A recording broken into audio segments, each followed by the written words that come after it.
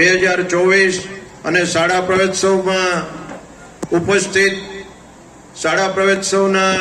લાયજન અધિકારી તરીકે અને મારા મુરબ્બી આદરણીય બાબુભાઈ બકરાણીયા, પૂર્વ જિલ્લા પંચાયતના સાથી સદસ્ય અને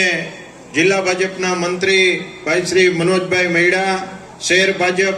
મહામંત્રી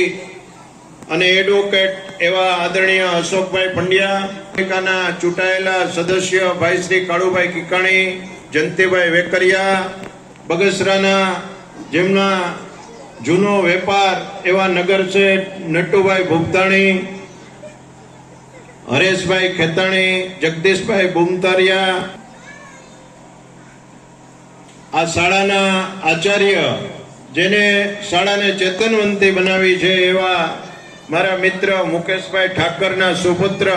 અને ગુરુ તરીકે આ શાળામાં શિક્ષણનું કાર્ય કરે છે એવા દર્શનભાઈ ઠાકર, એવા જ બીજા મારા મિત્ર સમાન અને શિક્ષણમાં ખૂબ જ પોતાનો સમય અને નિષ્ઠાથી કામ કરે છે કેતનભાઈ દીક્ષિત, અહીંયા પત્રકાર તરીકે જે બગસરામાં ખૂબ જ સારું એવું નામ છે એવા સમીરભાઈ વિરાણી, એવા જ બ્રહ્મ સમાજનું પણ નેતૃત્વ કરે છે આ શાળામાં શિક્ષણ તરીકે, જેમને જવાબદારી એવા કિરીટભાઈ થી માંડી અને શિક્ષક ભાઈ બહેનો, ગુરુજનો, શાળાના વિદ્યાર્થી મિત્રો અને વાલીઓ, આજે ઉત્સવમાં આ શાળાની અંદર મારા આગળના વક્તા મનોજભાઈએ વાત કરી કે આ પછાત શાળામાં શાળા નંબર 4 માં આજે વધુ ને વધુ સંખ્યા જો બગસરામાં આ શાળા નંબર 4 માં શાળા આજે રમણીય શાળા બની છે, આજે આ શાળા નંદનવન બની છે,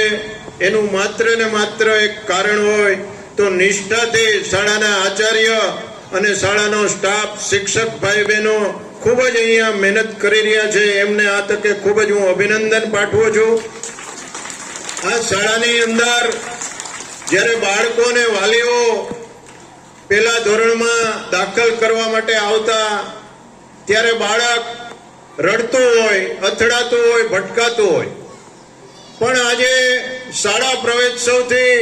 એવું એક વાતાવરણનું નિર્માણ થયું છે કે માતાની આંગળી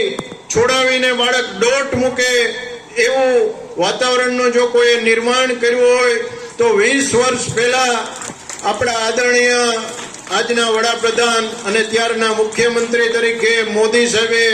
ખૂબ જ શાળા પ્રવેશોત્સવ દાખલ મહોત્સવ આજે ગુજરાત સરકારમાં મહોત્સવ તરીકે ઉજવીને એનું સારું એવું પરિણામ આવ્યું છે. આજે બાળકોમાં શિક્ષણની ગુણવત્તા વધારવા માટે,